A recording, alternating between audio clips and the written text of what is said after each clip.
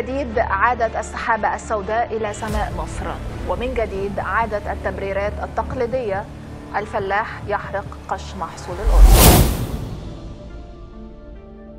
على مدار ال20 سنة اللي فاتت عانى المصريين من ظاهرة السحابة السوداء اللي أصبحت ضيف تقيل بيهل على المصريين مع بداية فصل الخريف من كل عام، بالتزامن مع موسم حصاد محصول الأرز في الفترة من أول سبتمبر وحتى منتصف نوفمبر.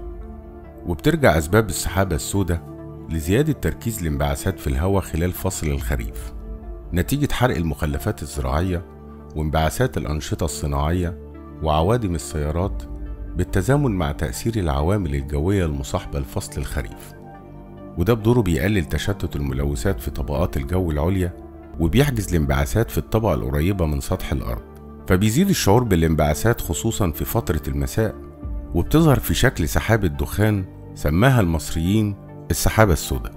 وبتشير الأرقام إلى أن حرق قش الرز بيساهم بنسبة تقدر بحوالي 42% من إجمالي حجم الانبعاثات أثناء الموسم، إلا أنه مش المصدر الوحيد لها.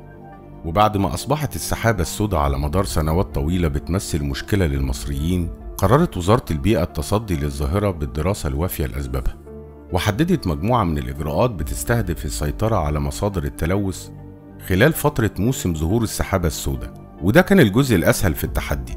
أما التحدي الحقيقي فكان تصميم منظومة فعالة ومحكمة لمنع حرق قش الرز وجمعه والاستفادة منه وتحقيق منفعة اقتصادية لأطراف المنظومة، وهم المزارعين المنتجين لقش الرز والمتعهدين القائمين على عملية الجمع لضمان استدامة المنظومة. وبيظهر حجم التحدي في المساحات الشاسعة المزروعة بالرز اللي كانت بتصل أحيانا ل1.8 مليون فدان، يعني حوالي 7500 كيلو متر مربع، بيتولد عنهم حوالي 3.6 مليون طن قش رز. كانت مهمة وزارة البيئة منع حرقهم خلال فترة لا تتعدى 90 يوم في نطاق 6 محافظات بالدلتا. فقامت المنظومة الجديدة على مراعاة الأبعاد البيئية والاقتصادية والاجتماعية لأطراف المنظومة عشان يكون أسلوب الحل مناسب لطبيعة المشكلة، ومع الوقت يتحول دور الوزارة من القائم على إدارة المنظومة لدور المراقب. وكانت أولى الخطوات التنفيذية تطوير أداء الوزارة ورفع كفاءة العاملين بالمنظومة باستخدام الوسائل التكنولوجية الحديثة وصور الأقمار الصناعية عشان تحكم مراقبة ومتابعة المنظومة على الأرض. فقامت الوزارة بتشكيل عدد كبير من دوريات التفتيش البيئي اللي بتغطي جميع المحاور الرئيسية بمحافظات الدلتا من خلال سيارات مزودة بأجهزة تتبع بنظام تحديد المواقع عشان سرعة توجيه أقرب دورية تفتيش لموقع الحريق والتعامل الفوري مع الحرائق والسيطرة عليها بالتعاون مع رجال الحماية المدنية وتحرير المحاضر للمخالفين.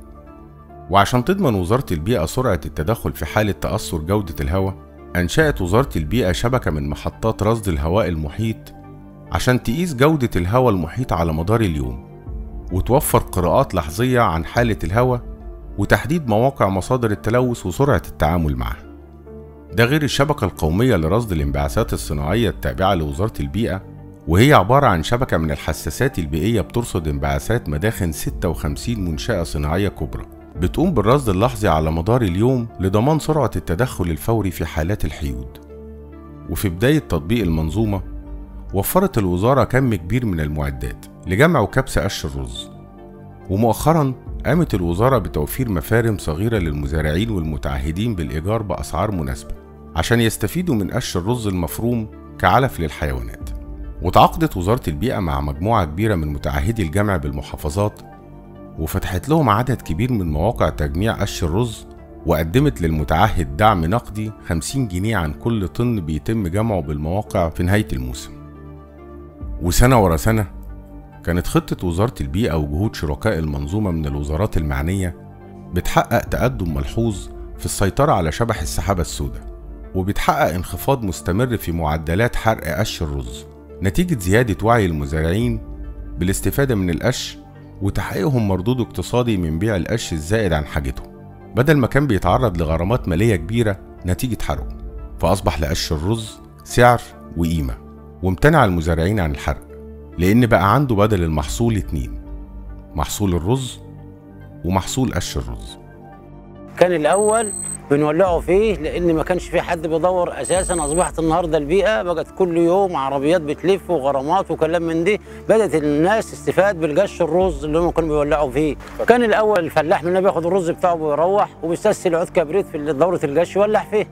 اصبحت النهارده بقى بياخد محصولين، محصول قش ومحصول رز. كان الاول بيتولع فيه بطريقه رهيبه، كانت المنطقه هنا بتشوفها دخان كثيف ما حدش بيشوف الرؤيه خالص فيه. اما نزل قرار وزاره البيئه ممنوع حرق قش الرز، الناس اتجهت للمكابس، بقت بتكبس قش الرز والناس بقت بتدور عليه. السنه اللي فاتت كنا ممكن نكبس مثلا في الدنيين 3 في اليوم. السنه دي بسم الله ما شاء الله بنعمل 5 و6 وممكن نحصل 9 كمان او 8 في اليوم. النتيجه لان الطلب على القش اكتر. طبعا احنا كفلاحين عندنا ارض زراعيه بنستفاد منه، بدل ما نولع فيه بنستفاد بيه. وطبعا ده ارخص حاجه بالنسبه للفلاح لان التبن حاليا بقى غالي والعلف كلته غالي. وبعد ما حققت المنظومه اهدافها وأصبح قش الرز له منفعة اقتصادية للمزارع، وصلت المنظومة لأهدافها في السيطرة على حرق قش الرز نتيجة ارتفاع وعي المزارع واستفادته من بيع القش حتى قبل حصاده. وأصبح الفلاح بيبيع القش الزايد عن احتياجاته للمتعهد اللي بدوره بيبيعه لجهات كتير سواء لأفراد أو جهات. السنة اللي فاتت كان الفدان ب 100 جنيه، السنة دي الفدان ب 800 جنيه. كان الأول بناخده ببلاش، كانت بتختلف كتير، فحاليا الفلاح مستفاد واحنا مستفادين منه. احنا اللي بنتحايل على الفلاح مش الفلاح اللي بيتحايل علينا. كان الأول من 2 3 الفلاح اللي بيتحايل علينا اللي احنا نشيل القش. النهارده مفيش الكلام ده. الجديد السنة دي عن كل السنين اللي فاتت، من ال9 سنين اللي فاتوا الفلاح كان تاجي الصبح الموقع الاقي 10 فلاحين 5 فلاحين يحتايلوا عليه عشان بقيت محروق اروح لمين وكده.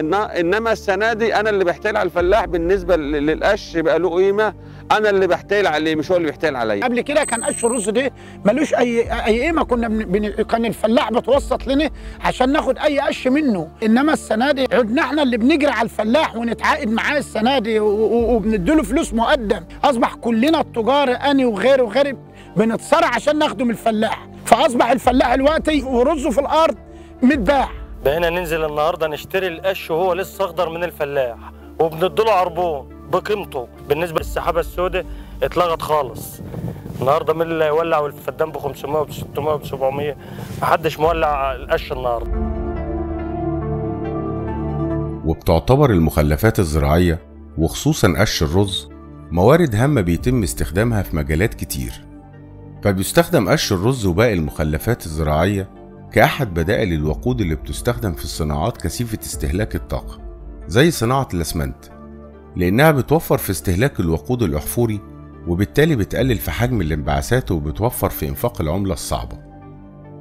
ده غير استخدامات القش في صناعة الورق والأخشاب بجانب استخداماته التقليدية في صناعة العلف المركز والسماد العضوي وزراعة عيش الغراب وغيرها من الصناعات. ومؤخرا والأول مرة في مصر تم تصدير أول شحنة قش رز لدول الخليج بواسطة أحد الشباب من متعهدي جمع قش الرز بالدقهلية. اسمي عوض بركات، محافظ الدقهلية، سن 29 سنة، عندي شركة مخلفات زراعية. بفضل الله رقم 1 في مصر صدر قش بره مصر. بعد ما نجحت وزارة البيئة في منظومة تجميع قش الرز، بدأ يتجمع كميات من قش الرز بكميات رهيبة جدا في السوق، فبالتالي ما عادش في سحابة سوداء. بدأت أفكر إن أنا أفتح تسويق ليا خارج مصر. إيه اللي وصلنا للنقطة دي؟ احنا هنا بنستخدم القش الخيول. دول الخليج بتعشق الخيول، عشان دول الخليج ما بتزرعش رز، فبالتالي هم كان افضل سوق لتسويق القش، فهم محتاجين المخلفات الزراعيه بتاعتنا. فقدرت الحمد لله افتح معاهم سوق، كانت اول حاويه النهارده نقدر نطلعها النهارده دول الخليج باذن الله، ومش اخر حاويه باذن الله. بنقوم بإنتاج الأعلاف غير التقليدية من قش الرز عن طريق حقن قش الرز بالفطريات النافعة وتحويله إلى بروتين خام. بيوصل نسبة البروتين في العلف ل 11%. الحاجة الثانية بننتج من قش الرز كومبوست عالي في القيم والعناصر المعدنية. بالنسبة للمشروم أو عيش الغراب بنزرعه على قش الرز، بنستهلك كميات كبيرة من قش الرز. العصب بتاع إنتاج ثمار عيش الغراب المحاري وعيش الغراب الأجاركس، بيتم إنتاج كميات كبيرة من ثمار المشروم المحاري العالي في البروتين البديل للحوم الحمراء. وبجانب إدارة منظومة جمع قش الرز كان في خلفية المشهد جهود أخرى من جانب الوزارة في التفتيش المستمر على المنشآت الصناعية من خلال فرق التفتيش البيئي بجانب لجان متخصصة بالقاهرة الكبرى والدلتا لفحص عوادم المركبات ومدى مطابقتها للحدود البيئية بالتعاون مع الإدارة العامة للمرور، مع المراقبة الدايمة لمقالب القمامة العمومية والتدخل الفوري بإطفاء الحرائق بالرمال باستخدام المعدات التقيلة ومساعدة رجال الحماية المدنية. ومن أهم الجهود اللي قامت بها وزارة البيئة في الفترة الأخيرة تطوير صناعات كانت بتعتمد على طرق بدائية وكانت بتساهم بنسبة كبيرة في زيادة أحمال التلوث على مدار العام، خصوصا خلال فترة موسم السحابة السوداء، وكان على رأسها صناعة مكامير الفحم النباتي وصناعة الفخار. وبعد جهود كبيرة من الوزارة وتقديم دعم لمنتجي الفحم النباتي، بدأ المنتجين في الاستجابة للتطوير، وقام عدد كبير منهم باستبدال المكامير القديمة بأفران مطورة صديقة للبيئة. احنا المقمورة القديمة احنا كنا بنشتغل فيها، كان أول ما بيبقى بيتأثر بدخانها الراجل اللي كان شغال فيها، لأن طبعا بس ما كانش فيه بديل أكل عيش اللي هي دي. فأما البيئة وزارة البيئة طلبت منا التطوير احنا طورنا والحمد لله طبيعة دم سيادتك اهي. بيئة العمل أنظف من الأول والعامل ارتاح والشغل كله ارتاح وبيقدر نظافة أنظف من الأول من التلوث اللي كان موجود عندنا في أول المكامير. يعني دلوقتي عندي شغل نظيف وفحم بيطلع نظيف وعاجب الزبون وكل حاجة بتعدي نظيفة أنظف من الأول كتير. الشغل بتاع زمان دلوقتي اتطور بقى أنظف. وبعد نجاح الوزارة في تشجيع منتجي الفحم على تطوير صناعتهم، بدأت وزارة البيئة أولى خطواتها لتطوير صناعة الفخار اللي بتعتمد على الطرق التقليدية في الصناعة، وكانت بتسبب كمية كبيرة من الانبعاثات الضارة نتيجة استخدامها لأفران تقليدية بتعمل بمخلفات الأخشاب والمازوت والكاوتش، واستبدالها بأفران مطورة صديقة للبيئة بتعمل بالغاز. كان الشغل في البداية مبني على النشارة والخشب والمازوت والحاجات القديمة والكاوتش، فكان بيطلع انبعاثات للدخان، وديت كانت بتأثر على البيئة وكانت بتأثر على الناس اللي حوالينا والبيئة المحيطة اللي احنا موجودين فيها. بدأنا نطور الافران عندنا وان احنا نكون اصدقاء للبيئة، وفعلا جالنا لجنة من وزارة البيئة وقيست معانا الحاجات اللي موجودة على الطبيعة والافران اللي موجودة. اصبح النهاردة احنا بنقلل من كمية الأدخنة اللي موجودة. وخلال السنوات الأخيرة أصبح بما لا يدع مجالا للشك أن ظاهرة السحابة السوداء بدأت في الانحسار نتيجة التخطيط الجيد والجهود الضخمة اللي بذلتها وزارة البيئة مع شركائها من الوزارات المعنية. وده انعكس على رأي المواطن في الشارع اللي عانى سنين طويلة من الظاهرة، بعد ما حققت منظومة وزارة البيئة القوة الدافعة لبداية عصر جديد للتعامل مع المخلفات الزراعية.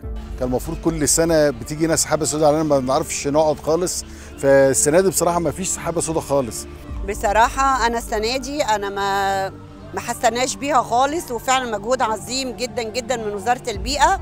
هو السنة دي ما حصلش زي كل سنة اللي كان فيه خنقة وكان فيه دخان وكده، بالذات أنا عندي حساسية فبتأثر بيها، بس ما حصلش السنة دي يعني.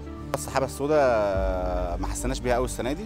الفلاحين بقوا القش بيجيبوه كده ويربطوه ويحطوه على عربيات النقل، طبعا دي حاجه كويسه جدا. بس السحابه السوداء ما عادتش موجوده زي السنين اللي فاتت مثلا، يعني زي 2010 كانت صعبه جدا، ما كانش واحد قادر يتنفس، حساسيه على الصدر. وزي ما اتغيرت الصوره عند المواطن، اتغيرت كمان في اسلوب تناول الاعلام للظاهره. المنظومه الجديده اللي بتتبعها الحكومه ووزاره البيئه مختلفه في ان هي بتخلي الموضوع اقتصاديا مجدي بالنسبة للمزارع في انه هو يلم قش الرز ويدوره بدل ما يحرقه. كل مرة كنا بنيجي نصور هنا في الوقت ده كان الدخان بيبقى مالي المكان.